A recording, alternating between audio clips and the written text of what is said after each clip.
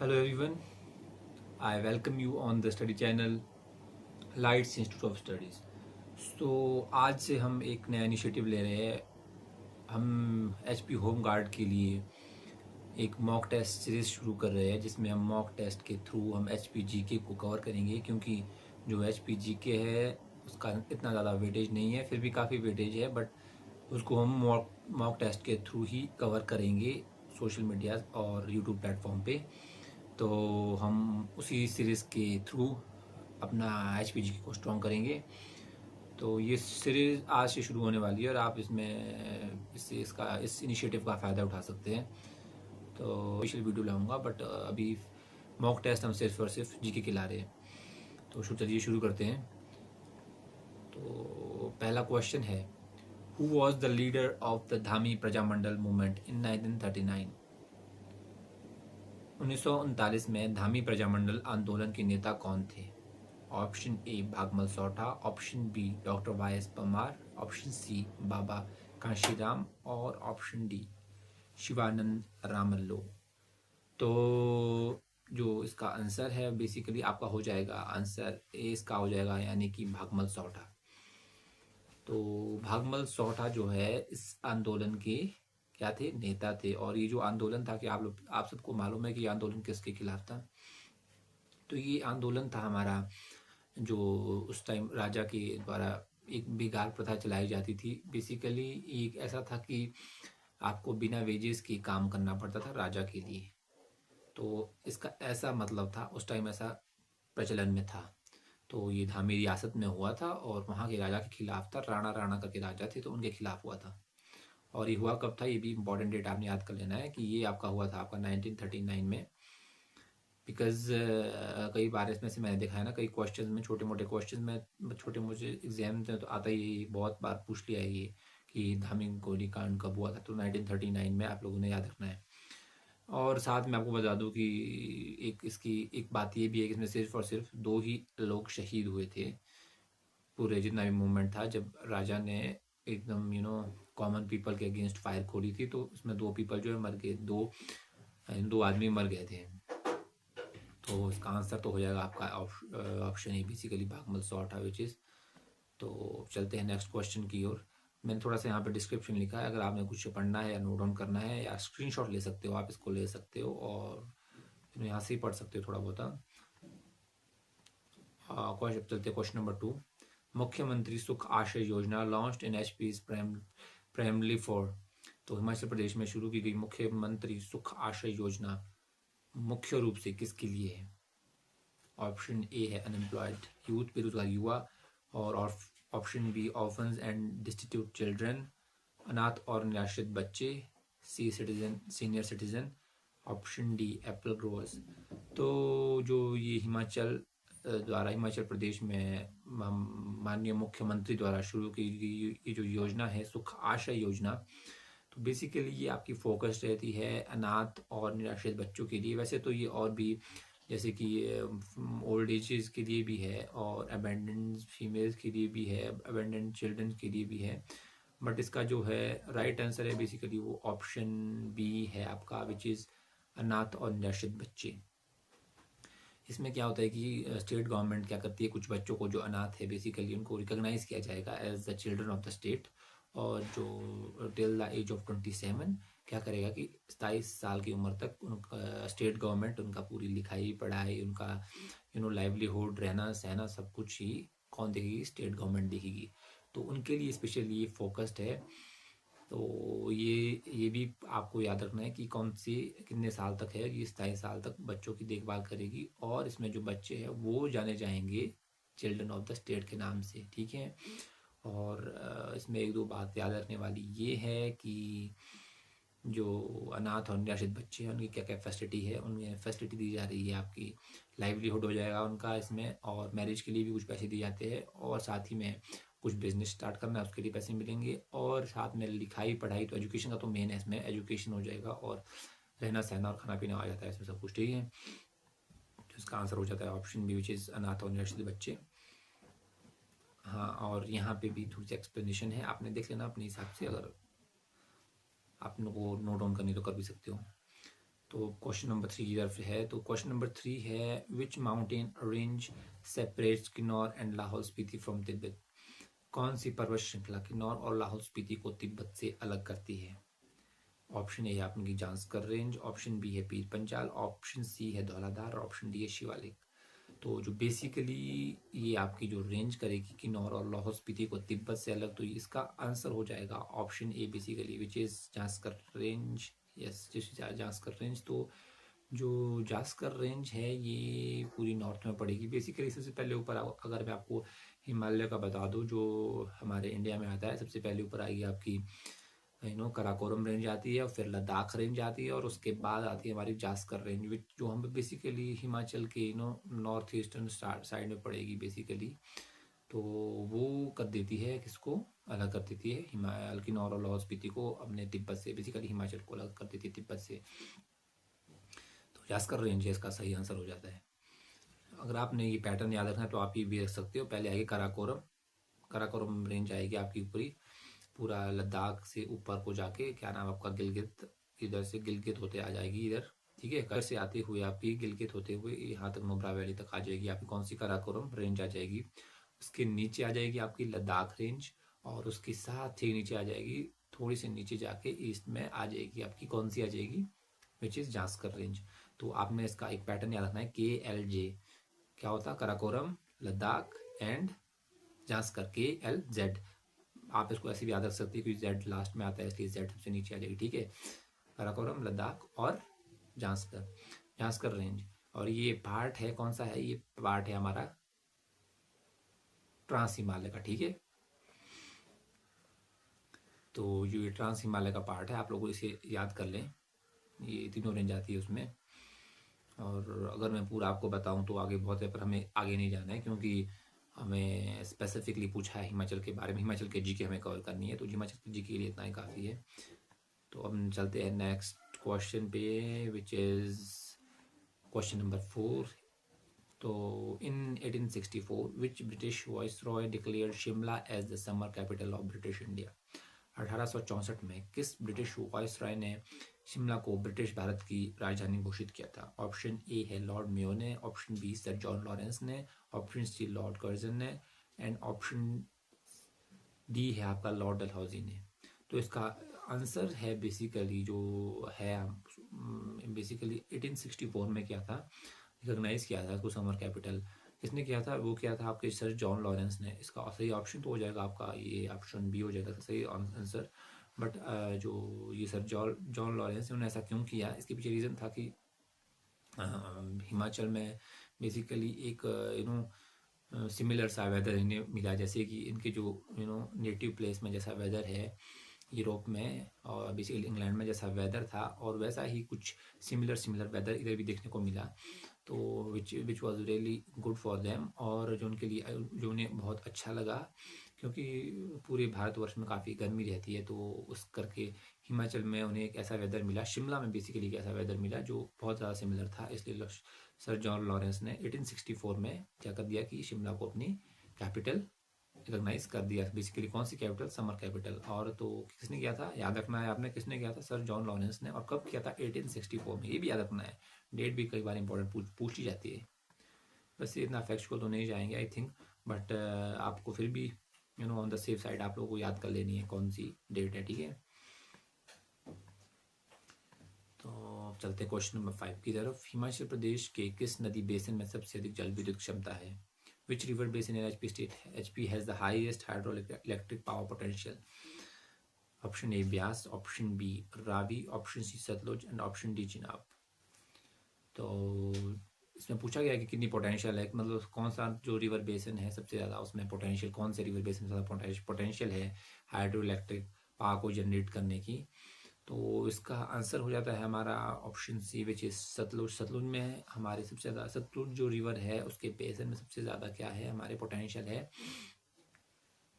Hydro electric power को generate करने की। आप देख सकते हो सबसे पहले सतलुज सीधे जाती है आपकी नागपा झाकड़ी में आती है, वहाँ पे हम उससे हाइड्रो इलेक्ट्रिक पावर जो है वहाँ पे जनरेट कर रहे हैं। फिर आपका नंगल डैम हो गया, भाखड़ा नंगल हो गया, तो भाखड़ा बांध हो गया, तो वहाँ पे भी काफ़ी ज़्यादा हम इससे जो इलेक्ट्रिसिटी जनरेट कर रहे हैं, और ये काफ़ी दोनों पुरानी पुरानी परियोजनाएं हैं, ये भी आपने याद रखना है। सतलुज और नाथपा झाकड़ी कहाँ पड़ती है, आप लोगों ने ये भी रखना, किस पर पड़ती है। नाथपा झाकड़ी पड़ती है हमारी सतलुज नदी पर पड़ेगी, और कहाँ पड़ेगी कि नौरा शिमला के बीच में एकदम बाउंड्री पे पड़ेगी, ठीक है।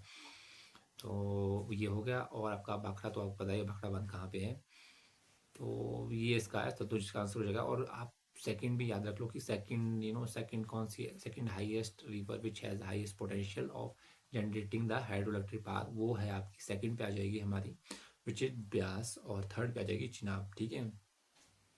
क्या क्या बोला मैंने आपको, फर्स्ट पे आएगी सतलुज, और दूसरी पे आएगा व्यास, तीसरी पे आएगी आपकी चिनाब। इन तीन नदियों के पास highest power hydro electric power generate करने की पोटेंशियल है, ठीक है।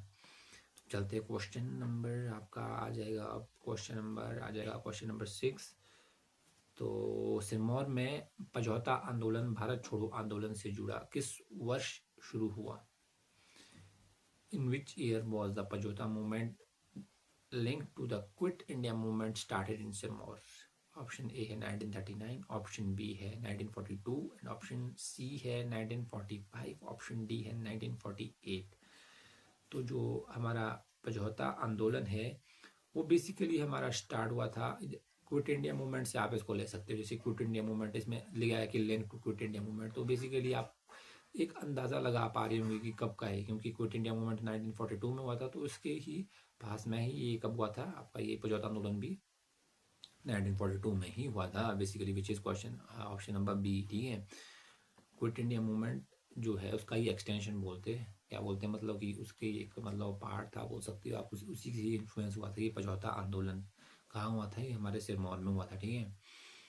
तो और जो उसके मेन लीडर थे वो हमारे सूरत सिंह थे, ठीक है।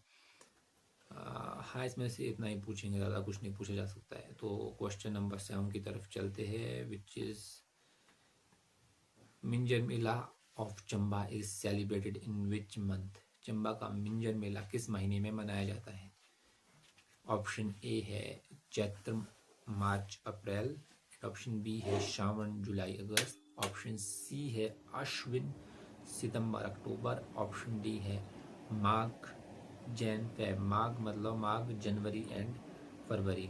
ये जो हमारा मिंजर मेला है ये हमारा मनाया जाएगा श्रावण यानी कि जुलाई अगस्त में। और जो मिंजर मेला है उसकी कई सारी बहुत सारी खास बात है, उसके पीछे बहुत सारी रीज़न है क्यों मनाया जाता है, क्या है, उसके बारे में आपको थोड़ा सा बताऊंगा क्योंकि बहुत ज़्यादा इम्पोर्टेंट हो जाता है। तो जो चंबा का मिंजर मेला है, सबसे पहले तो ये कहाँ लगता है, ये भी क्वेश्चन बनता है कि चंबा का मिंजर मेला कौन से ग्राउंड में लगता है, तो ये लगता है आपके चौगान के ग्राउंड में, ठीक है। और सेकंड जो है इसके पीछे क्या रीज़न है इसको मनाने का, तो बेसिकली इसके पीछे दो रीज़न है। एक तो माना जाता है कि जो वहाँ पे एक टेम्पल था, दुर्गा माता का टेम्पल था बेसिकली। तो क्या होता था कि एक पुजारी वहाँ से जाता था, डेली जाता था, और उसे कहा जाता था कि पूजा करने की उसकी ड्यूटी थी रोज़ की। तो उसने ऐसा यज्ञ करवाया था कि भाई बोलते आप रुख मोड़ दो, क्योंकि उसे नदी तरी जाना पड़ता था, या तो आप रुख मोड़ दो इसका किसका, तो आप रुख मोड़ दो नदी का, आप रुख मोड़ दो नदी का माता, तो बोलते मैं आपको यज्ञ करवाया था उसने, तो फिर आपको ऐसे से चढ़ाऊँगा बोलते।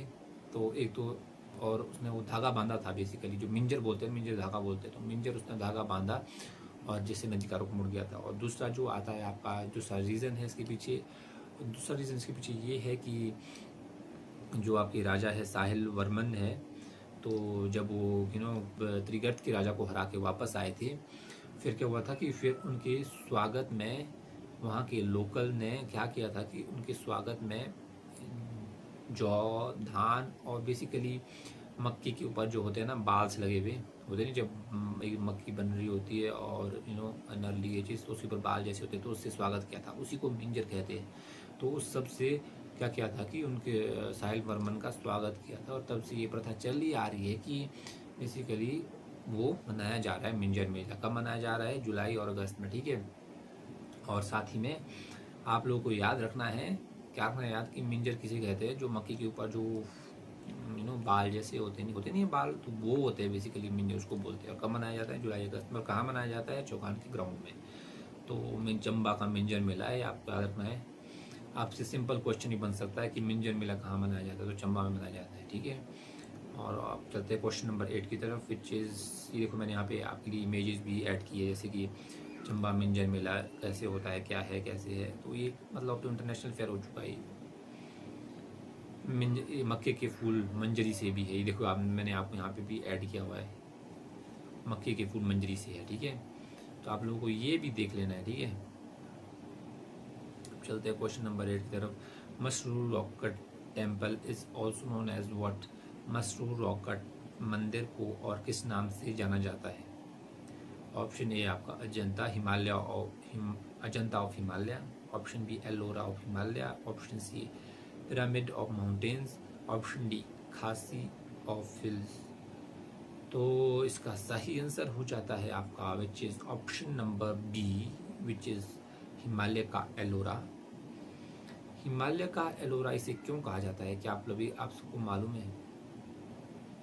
हिमालय का एलोरा, जो ये पूरा टेम्पल है बेसिकली ये एक ही रॉक से बनाया गया है। हालांकि अब काफ़ी ये जो स्ट्रक्चर है काफ़ी ज़्यादा ढह चुका है, काफ़ी गिर चुका है। क्योंकि 1905 में जब कांगड़ा में भूकंप आया था, उस टाइम इस स्ट्रक्चर को बहुत ज़्यादा हानि हुई थी, काफ़ी गिर चुका है, पर फिर भी बेसिक स्ट्रक्चर अभी भी खड़ा है।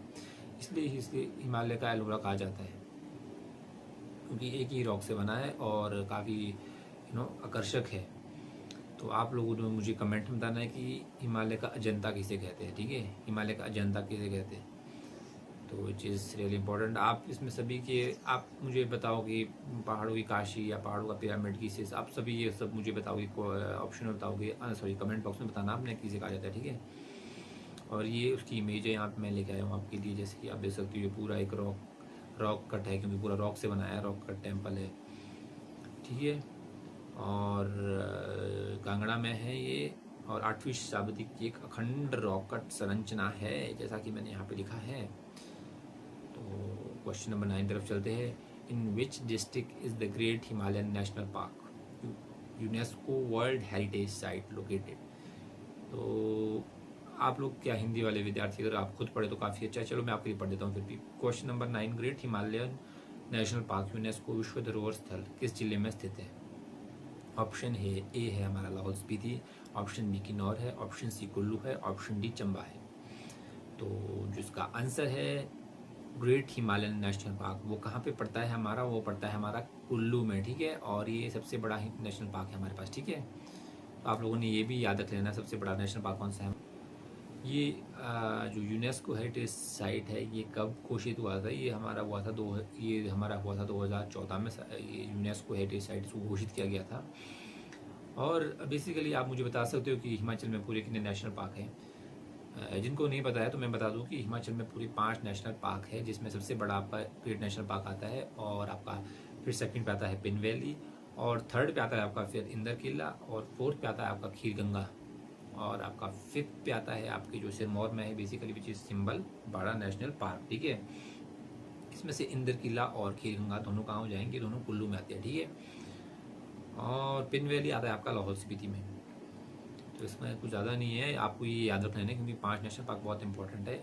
आपको कहीं से भी क्वेश्चन पूछ सकता है कि कौन सा कहाँ पे है, कहीं से इनकी लोकेशन पूछी जा सकती है कि भाई सिंबल वाला कहाँ है, तो आपने बता देना सिरमौर में, तो इनकी लोकेशन पूछ ली जाती है कई बार एग्जाम्स में। तो आप लोगों ने ये भी नोट डाउन कर लेना है।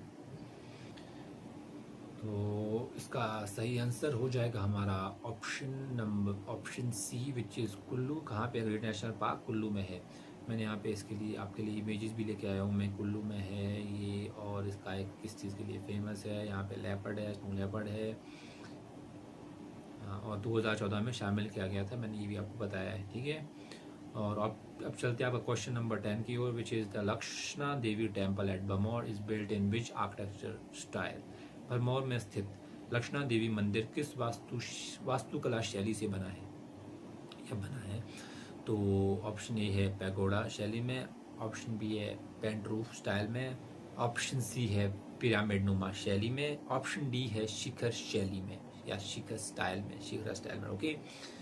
तो इसका जो सही आंसर है, भरमौर में स्थित लक्षणा देवी मंदिर कौन से स्टाइल में बना है, कौन से आर्किटेक्चरल स्टाइल में बना है? वो बना है हमारा पेंट रूफ स्टाइल में, ठीक है। पेंट रूफ स्टाइल में इसका, तो इसलिए इसका सही आंसर हो जाता है आपका option number B, which is pent roof style. और ये कहाँ पे पड़ता है, कहाँ पड़ता है, चंबा भरमौर, यानी भरमौर तो चंबा में, तो ये कहाँ पड़ेगा, ये चंबा में पड़ेगा, ठीक है। और इसकी ये बता दूं मैं कि ये भी one of the oldest Hindu surviving temple है पूरे इंडिया में, काफ़ी पुराना है। और ये पूरा बेसिकली वुडन आर्किटेक्चर है, वुड से बना है, थोड़े पत्थर से बना है। और ये बनाया किसने था, तो ये बनाया था आपके गुग्गा पीर ने, गुग्गा ने बनाया था, ठीक है। तो आपको ये भी याद रखना है, कई बार क्वेश्चन आ जाता है किसने बनवाया था, तो बनाया था गुग्गा पीर ने, ठीक है। गुग्गा पीर ने, आपने ये भी गुग्गा ने बनाया था, आपको ये भी याद रख लेना, ठीक है। और इसमें और आपको जानने वाली बात ये है कि आप लोगों को इसमें ये ध्यान रखने वाली बात ये है कि ये किसके डेडिकेटेड है, ये हमारा है महिषासुरमर्दिनी के लिए जो है एक गॉडेस है, जो उनके लिए है, डेडिकेटेड है। आप लोगों ने वो भी नोट डाउन कर लेना है, ठीक है। और इसमें ज़्यादा क्वेश्चन नहीं पूछ जाएंगे, आपको दो चीज़ें इससे रिलेटेड याद रखनी है, कौन से स्टाइल में बना है, पेंटू में बना है, और कहाँ पे है, चंबा में है, और किसने बनाया था, गुग्गा ने बनाया था, और कहाँ पे है, किसके लिए समर्पित है, महिषासुरमर्दिनी के लिए है, ठीक है। ओके, ठीक है। यहाँ पे मैंने उसकी आपको देखो, मैंने आपके लिए यहाँ पे पिक्चर लेके आया हूँ मैं उसके लिए, पीछे पूरा बर्फ ढके है, वाह क्या पहाड़ है बर्फ से। और ये किसने बनाया था, आपको ये भी याद रखना है, ये बनाया गया था मेरू वर्मन ने बनाया था, ठीक है। ये भी बहुत ज़्यादा इंपॉर्टेंट है कि यहाँ से भी पूछ लेता है कई बार क्वेश्चन, मैं आपको बताना भूला कि मेरू वर्मन ने इसे बनवाया था, ठीक है। किस बनवाया उसने था, बट बनाया किसने था, वो गुग्गा ने बनाया था, ठीक है। ठीक है, ओके। तो चलते हैं हम नेक्स्ट क्वेश्चन की ओर, which is question number 11। Satyanand Stokes के प्रयासों से किस वर्ष शिमला हिल स्टेशन में बेकार जबरन श्रम प्रथा को समाप्त किया गया था। तो ऑप्शन ए है 1915 में, ऑप्शन बी है 1921 में, ऑप्शन सी है 1924 में, ऑप्शन डी 1930 में। तो जो सत्यानंद स्टोक्स के प्रयासों से कब हुआ था, ये इसका अबॉलिशन हुआ था हमारा 1921 में किया था बेसिकली। ऑफिशियली तो 1921 में हुआ था, बट फिर भी ये मतलब चला ही था, ऑफिशियली डॉक्यूमेंट पे तो हो गया था कि इसका we have abolish this, but वो फिर भी चल ही रहा था, ठीक है। 1921 में ऑफिशियली इसको बंद कर दिया गया था।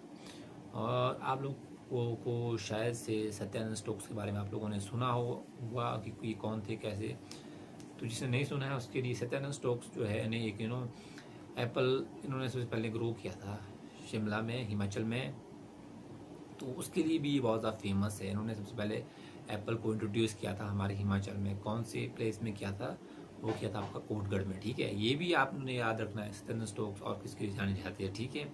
जबरन के लिए, जबरन श्रम को रोकने के लिए तो जाने ही जाते हैं, बट इसके लिए भी वो जाने जाते हैं, ठीक है। एप्पल ग्रोअर के नाम से भी जानते हैं उनको, एप्पल ग्रो किए थे उन्होंने इधर, तो ये इसका आ जाता है, ठीक है। अब आपका सेकंड पे चलते हैं हम, विच इज क्वेश्चन नंबर 12, राज्य पुनर्गठन अधिनियम, ठीक है। राज्य पुनर्गठन अधिनियम 1956 के तहत किस समिति ने हिमाचल प्रदेश के पंजाब के साथ विलय की सिफारिश की थी। ऑप्शन ए है फजल अली कमीशन, ऑप्शन बी है धर कमीशन, धर आयोग, और ऑप्शन सी है जेवीपी कमेटी, और ऑप्शन डी है आपका शाह कमीशन, शाह आयोग। तो जो ये किसने रेकमेंड किया था, आपको ये रेकमेंड किया गया था, फजल अली आयोग ने किया था रेकमेंड बेसिकली कि हिमाचल प्रदेश को पंजाब के साथ ही मिला लेते हैं। तो ये रेकमेंड किया था किसने, फजल अली आयोग ने किया था। और फजल अली आयोग क्यों बनाया गया था और कब बनाया गया था, ये बनाया गया था 1956 में, आई थिंक रिपोर्ट दी थी। ये पॉलिटी का क्वेश्चन ही बनता है, पॉलिटी से भी ऐसे क्वेश्चन कई बार आ जाते हैं, बट आपको तो हिमाचल का ही स्पेसिफिक पूछा, तो आपको हिमाचल पे ही फोकस करना है, क्योंकि ज़्यादा बड़े बड़े नहीं जाना है, मेन फोकस आपका हिमाचल ही रहना चाहिए। और फिर भी आपको थोड़ा सा मैं इन्फॉर्मेशन बता दूं कि 1956 में जो है हमारे आपका फजल अली कमीशन को बैठाया गया था। और क्यों बैठाया गया था, ये रीऑर्गेनाइजेशन ऑफ स्टेट्स के लिए इसको काम दिया गया था कि आपको रीऑर्गेनाइज करना है। बट ये इंस्पायर्ड क्यों हुआ था, बेसिकली क्यों किया गया था, ये इसलिए हुआ था, ये एकदम से बनाना पड़ा, क्योंकि आंध्र प्रदेश में जो है हमारे आंध्र प्रदेश और तमिलनाडु को जब अलग करना था ना, तो मद्रास को जब दो भागों में बांटना था, तो वहाँ पे क्या एक प्रोटेस्ट चला था, जिसमें पुट्टा श्री राम मल्लू, आई थिंक उनकी तो डेथ भी हो गई थी, 52 दिन का उन्होंने फास्टिंग रखी थी, उसके बाद वो मर गए थे। फिर 1953 में ऐसा हुआ था, 1953 में क्या हुआ कि फिर उनको दो स्टेट्स में बांटना पड़ा था पूरी मद्रास रेजिडेंसी को, इसलिए दो स्टेट में बांट दिया था। उसके बाद रीऑर्गेनाइजेशन के लिए बहुत सारी मांगे, बहुत सारी स्टेट से उठने लगी। फिर इस कमीशन को सेटअप किया गया, फिर इसे बिठाया गया और उसने फिर बहुत सारी रिकमेंडेशन दी। ठीक है, तो इतना ज़्यादा आपको डिटेल में वैसे जानने की आवश्यकता नहीं, बट आपको जानना है, दूसरे एग्जाम्स के लिए भी आपके लिए इंपॉर्टेंट हो जाएगा। ठीक है, तो इसका ये आंसर हो जाएगा ऑप्शन ए, विच इज़ फजल अली का मिशन। मैंने आपको बता दिया जैसा कि।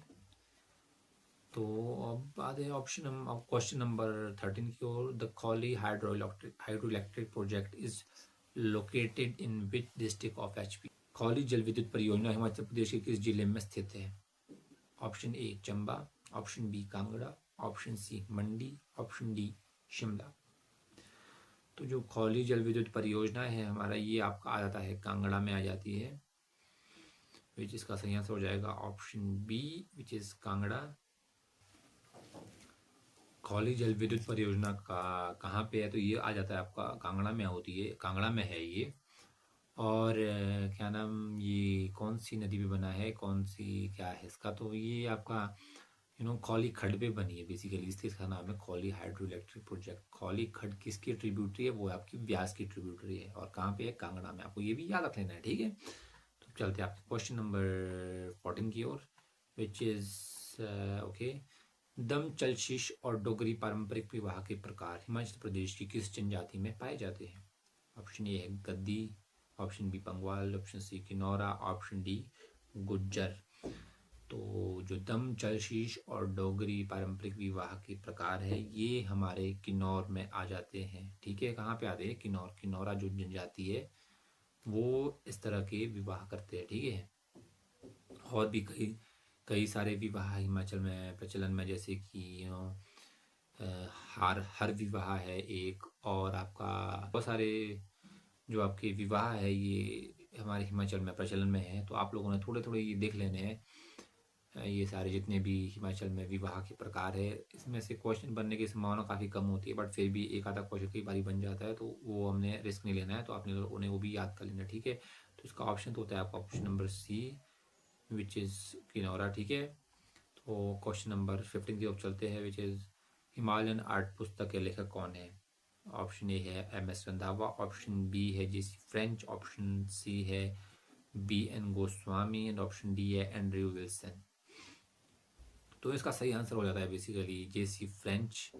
JC फ्रेंच ने ये किताब लिखी है, और इसमें जो इंट्रोडक्शन है, और इसने ग्लोबली बोल सकते हो आप, या पूरे इंडिया का अटेंशन लाया है हिमालयन आर्ट पे। Basically Kangra school of painting के ऊपर काफ़ी फोकस है, और बशौली पेंटिंग स्टाइल के ऊपर भी काफ़ी फोकस्ड है, तो उसके लिए इन्होंने ये लिखी है, और काफ़ी ज़्यादा पॉपुलर हुई है उसे। दोनों पेंटिंग स्टाइल है, कांगड़ा स्कूल ऑफ पेंटिंग और आपकी बशौली स्टाइल ऑफ पेंटिंग, दोनों काफ़ी फेमस हुई है इस बुक की वजह से। किसने लिखी है? JC फ्रेंच ने लिखी है।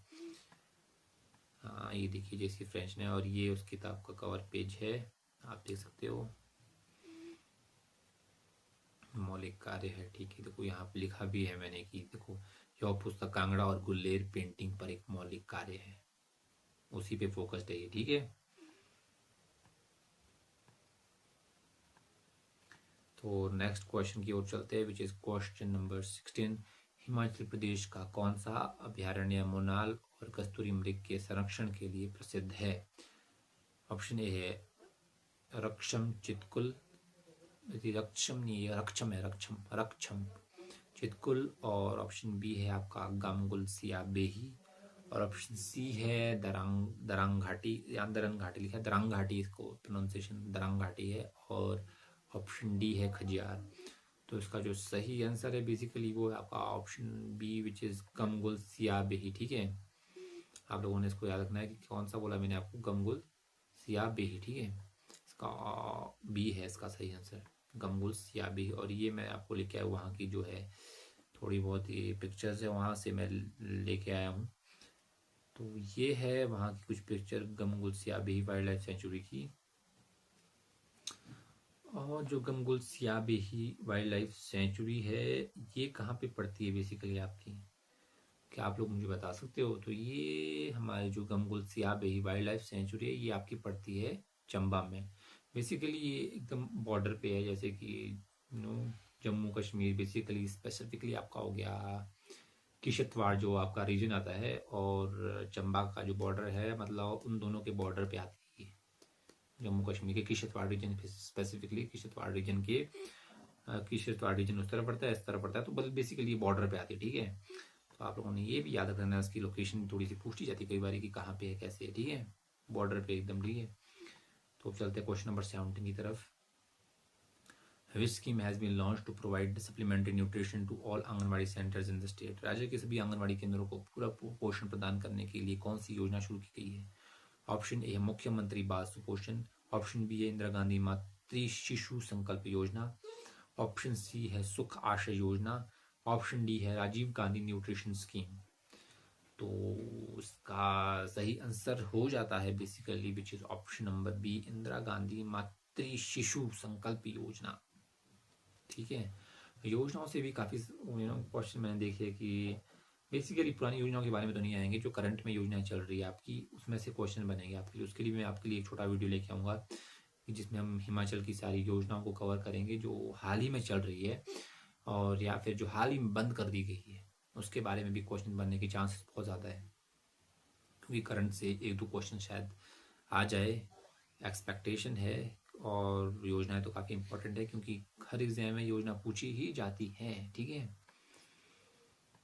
तो इसका ऑप्शन नंबर बी इसका सही आंसर हो जाता है, विच इज इंदिरा गांधी मातृ संकल्प शिशु संकल्प योजना। ठीक है, तो आप लोगों को ये याद रखना है, बाकी मैं लेके आऊँगा आपके लिए वीडियो स्पेशली इसके लिए। तो विच इज अब ना चलते हैं हम नेक्स्ट क्वेश्चन पे, question number 18। Which mountain pass connects the district of Mandi and Kullu? कौन सा पर्वतीय दर्रा मंडी और कुल्लू जिलों को जोड़ता है? ऑप्शन ए है रोहतांग पास, ऑप्शन बी है जलोड़ी, ऑप्शन सी है दुलची, ऑप्शन डी है पादरी पास। तो बेसिकली इसका सही आंसर तो आपका दुलची पास हो जाता है। पास से भी क्वेश्चन आने की संभावनाएं है, मैं आपको मेन पासेस भी एक वीडियो में करवा दूंगा।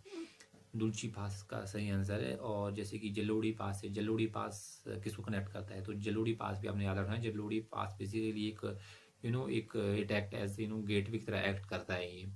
उस तरफ आपका कुल्लू पड़ता है, इस तरफ आपका शिमला पड़ेगा। तो बेसिकली जो कुल्लू की अन्नी वाली साइड है वो, और शिमला की रामपुर साइड है, वो दोनों को कनेक्ट कर कौन सा दर्रा करता है? वो आपका जलोड़ी दर्रा करता है। ये भी आपने याद रखना, ठीक है, जलोड़ी पास के बारे में। ठीक है, बाकी आपको मेन जो है पादरी पास, रोहतांग पास को पता ही है, जहाँ पे अटल टनल है, वेरी फेमस अटल टनल है, वहाँ पे रोहतांग पास कुल्लू लाहौल स्पीति को कनेक्ट करता है। तो वो भी काफ़ी इंपॉर्टेंट है, बट कॉमन है, एक्सपेक्टेशन बहुत कम है कि एक आएगा। बट कुछ पासेस जो अभी तक पूछे गए हैं वो मैं आपको करवाऊंगा, इंपॉर्टेंट जो हो जाएंगे। ठीक है, तो अब चलते हैं आपके क्वेश्चन नंबर 19 पे। हिमाचल प्रदेश को किस वर्ष भाग सी या पार्ट सी राज्य के रूप में संगठित किया गया था? ऑप्शन ए है 1948 में, ऑप्शन बी है 1951 में, ऑप्शन सी है 1954 में, ऑप्शन डी है 1956 में। तो इसका ऑप्शन है बेसिकली इसका जो सही आंसर है वो आपका ऑप्शन बी है, विच इज 1951 में। ठीक है, कब किया गया था इसे? 1951 में किया गया था, पार्ट सी स्टेटस दिया गया था हिमाचल प्रदेश को। तो एक्सप्लेनेशन मैंने यहाँ पे कुछ ज़्यादा नहीं लिखी है इसकी, आपने पढ़ लेना है। अगर मैं आप चाहती हूँ कि मैं आपको इसकी पे डिटेल्ड वीडियो बनाऊँ, कैसी इवोल्यूशन है, क्या है, कैसे ऑर्गेनाइज किया गया था, तो उसके बारे में भी आपको डिटेल वीडियो बना के दूंगा। तो चलते हैं क्वेश्चन नंबर 20 पे। What was the ancient name of the town Baijnath? Baijnath शहर का प्राचीन नाम क्या था? Option A Kirgram, option B Baned, option C Dhameri, option D Brahmapura. तो इसका सही आंसर है ऑप्शन ए, विच इज गिरग्राम। इसको पहले क्या कहा जाता था? गिरग्राम कहा जाता था। और ये जो ये हमें इंस्क्रिप्शन मिली है इसकी कहाँ से मिली है, हमें कैसे पता चला कि इसको गिरग्राम कहा जाता था?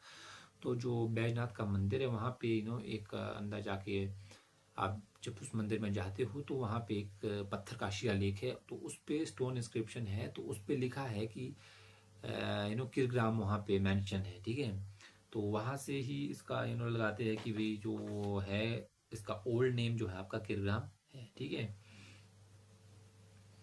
और ये ऐसा बिलीव किया जाता है कि जी ये नेम है किरग्राम, ये it is named after tribal group which is Kiras. Kiras एक आई थिंक ट्राइबल ग्रुप था, तो उसके उसके बेस पे इसे किरग्राम कहा जाता था, क्योंकि वहाँ पे किरग्राम, ग्राम यानी गांव, और किर जहाँ पे किरास रहते थे, ठीक है, किरास, ठीक है।